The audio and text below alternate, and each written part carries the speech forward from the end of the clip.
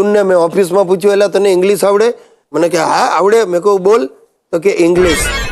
હવે કહું તું ભાઈ મગજના લમણા નહીં લે ને, આ મારો ઘરનો નોકર ઓછો નથી. હા, એને ઇંગ્લિશના ફાંકા ચડી ગયા છે.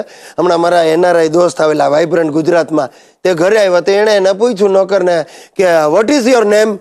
તો કે my name is life boy, my father's name is sunlight. એનો વિચારમાં પડીને મારી સામે જોવા લાગ્યો. મને કે આ કઈ જાતનું નામ? એટલે મેં એને પૂછ્યું એટલે જીવન શું બોલે તું? તો મને કે I explain what is life boy. મારું નામ છે જીવન લાલ એટલે બોય, જીવન લાલ. અને મારા ફાધરનું નામ છે સૂરજ પ્રકાશ, સનલાઇટ. મેં કહું જા ભાઈ લાઈફ બોય, તો જા ને મહેમાન માટે અડધી ચા લઈ આવ. આ જીવણીઓ હમણાં થોડા દિવસ પહેલા મારી પાસે આવીને માથું નીચું કરીને ઉભો રહ્યો. મેં કહું શું થયું જીવન? મને કે સાહેબ બેનના લગ્ન છે ને મારી હાલત તો ભિખારી જેવી થઈ ગઈ છે, કંઈક મદદ કરો ને.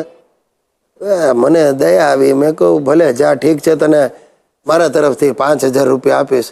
રાજી થઈ ગયો. મને કે થેન્ક યુ સાહેબ, આજે મારી હાલત ભિખારી જેવી છે, તમે મદદ કરી, કાલે તમારી હાલત ભિખારી જેવી થશે ત્યારે હું તમારી પડખે ઊભો રહીશ.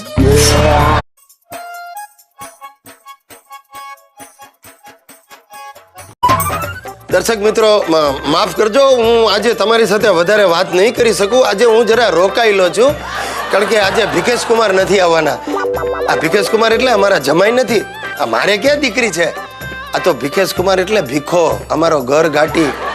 અમે એને લાડથી ભીખેશ કુમાર કહીને બોલાવીએ છીએ. સાહેબ જમાનો જ એવો છે કે હવે ઘર ઘાટીને લાડ જ કરવા પડે. આ મારી બૈરી સુશીલા ઘણી વાર એનું મગજ ફરે ને ત્યારે મને તુકારે બોલાવે, પણ અમારા ભીખેશને તો એકદમ માનથી જ બોલાવે. અરે મને તો ઘણી વાર મોઢે સંભળાવી દે, તમે ચૂપ થઈ જાઓ, વર બીજો મળશે, નોકર નહીં મળે. આ ભીખેશ કુમાર આવે ને એટલે સવારના પોરમાં એને ગરમા ગરમ ચા ને બિસ્કિટ આપવાના જ. પછી ભલે મને ચા સાથે 2 દિવસ પહેલાની ભાખરી આપે. ભીખેશ કુમારને તકલીફ ન પડવી જોઈએ, કારણ કે એને જો તકલીફ પડે તો અમારા મેડમને તકલીફ પડે.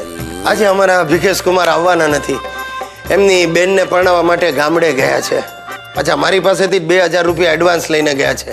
એટલે આજે બધું ઘરકામ અમારે કરવાનું.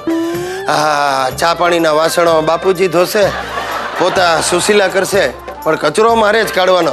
ભલે પછી મને કોઈ જોઈ જાય ને મારો કચરો થઈ જાય એનો વાંધો નહીં.